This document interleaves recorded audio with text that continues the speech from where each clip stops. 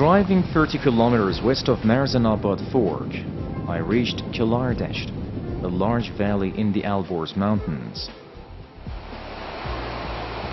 Located northwest of Tehran close to the Caspian Sea, this fertile valley is one of the most popular destinations for eco-tourists, especially summer visitors who try to escape the heat of Tehran and elsewhere.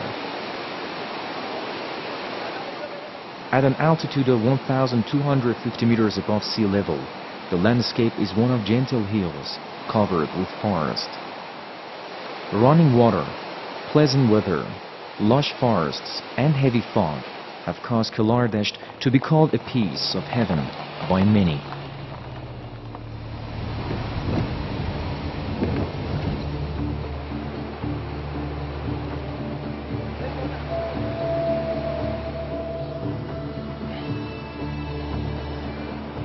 Its attractions mainly consist of natural beauty and cool climate. But picnicking and mountain climbing is also very popular in this mountainous region. Most of the year it's rainy and foggy, which gives this place special feature.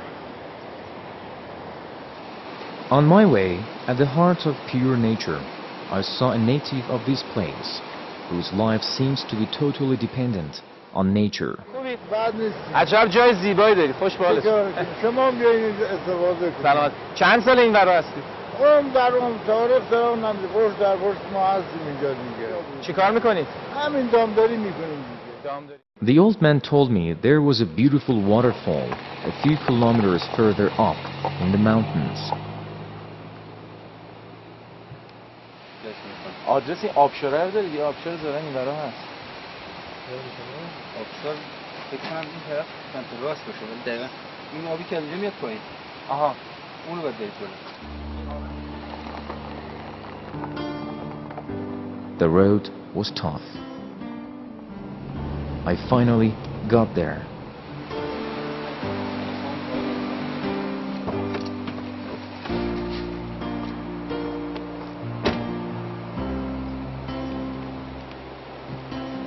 Incredibly gorgeous view.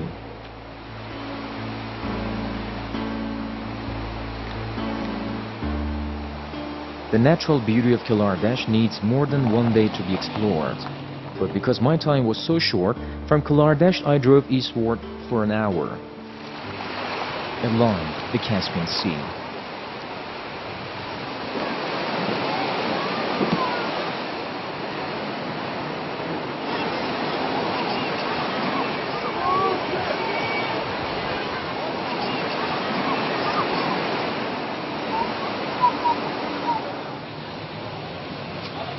I reached Namakavrud, another popular site for summer vacationers.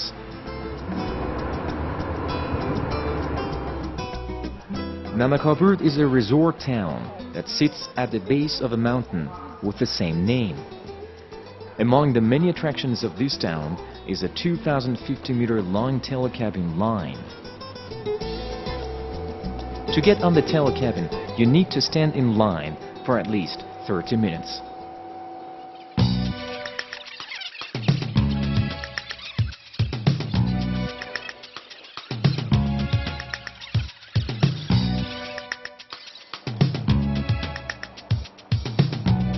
در سال هول و هوش 2 میلیون نفر گردشگر ایرانی داریم و یه چیزی هول و هوش 150 تا 200 نفر گردشگر خارجی داریم که عمدتاً از کشورهای حوزه خلیج فارس هستند.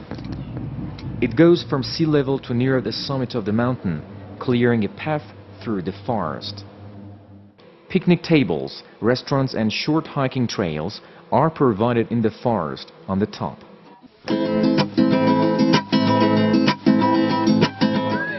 Alpine coaster was also a real fun. Let's get started.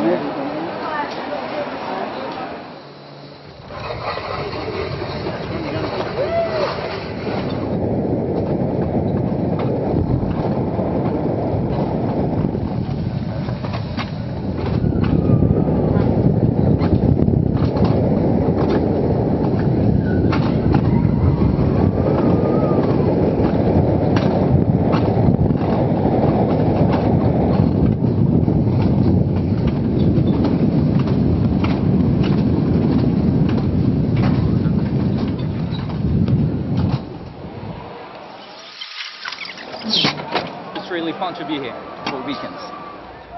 Although I wish I could stay longer in this part of the country, my one-day trip was almost over, and I should wait for another chance to go out of the town.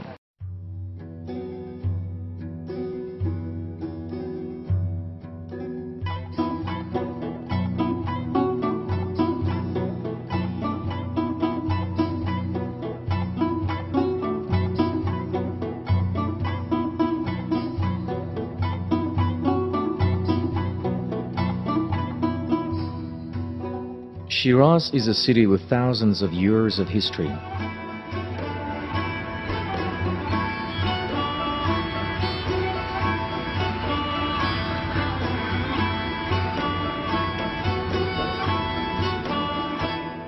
This city has fresh nature that nobody can disclaim its beauty. Shiraz is known as the city of poets, gardens, nightingales and flowers. The garden is an important part of Iranian culture. There are many old gardens in Shiraz, such as the Iram Garden, Behatin Qajar Iran. The city is also the birthplace and resting place of the great Persian poets, Hafiz and Sa'di.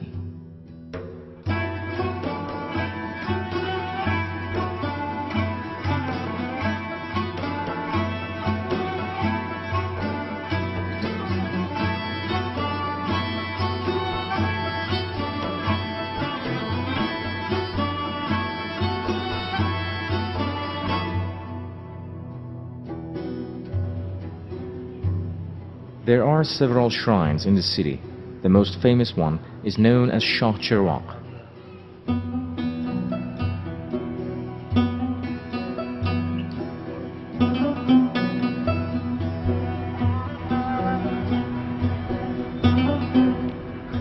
Karim Khan Citadel sits adjacent to the Vakil Bazaar and Vakil Bath at the city's central district.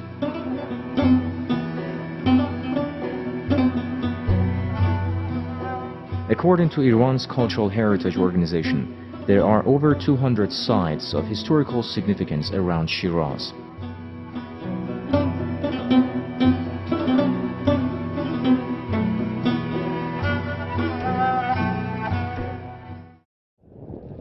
One of them lies almost 70 kilometers northeast of the city. The place is called Nakhshe-Rostam. The site is a necropolis which contains works belonging to the Elamite, Achaemenid and Sassanid eras. Here, 4 tombs belonging to the Achaemenid kings are carved out of the rock face. One of the tombs is explicitly identified by an accompanying inscription to be the tomb of Darius I. The other 3 tombs are believed to be those of Xerxes I, Artaxerxes I, and Darius II, respectively. A 5th unfinished one might be that of Artaxerxes III, who reigned at the longest for 2 years, but is more likely that of Darius III.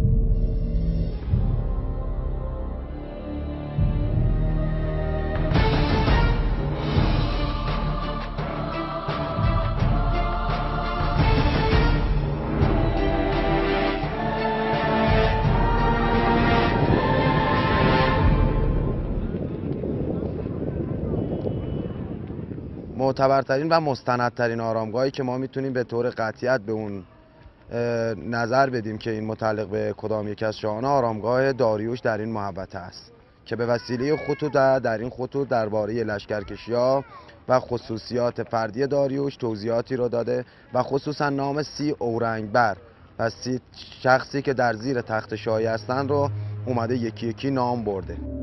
The tombs are known locally as the Persian crosses, after the shape of the facades of the tombs.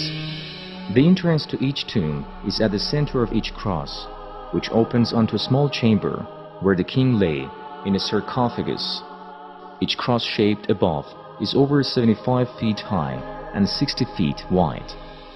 4 عنصر آب، خاک، باد و آتش رو در حقیقت بیان میکنه. The tombs were looted during an invasion by Alexander the Macedonian. Another important feature of Nakhshe-Rostam is a series of 8 Sasanian rock reliefs, some of the greatest ever created, on the lower levels of the cliffs.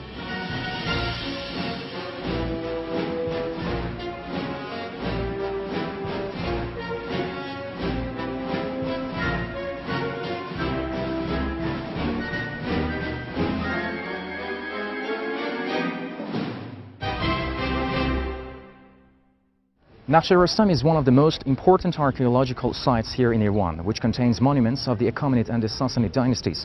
In later times, when people could not remember the origins of such rock carvings, which usually show the triumphant Iranian heroes, they were attributed to Iran's legendary hero Rustam, and the site was accordingly called Carved Representation of Rustam. The founder of the Sassanid Empire is seen being handed the ring of kingship by Ahura Mazda.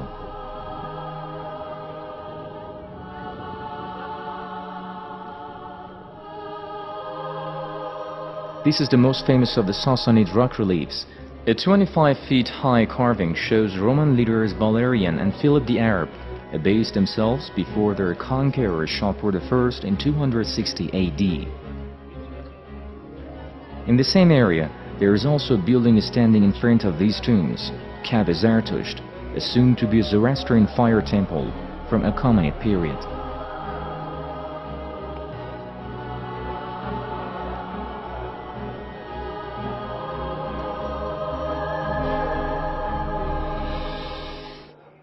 This is a must-see place, especially for those who have visited Persepolis with all its glory.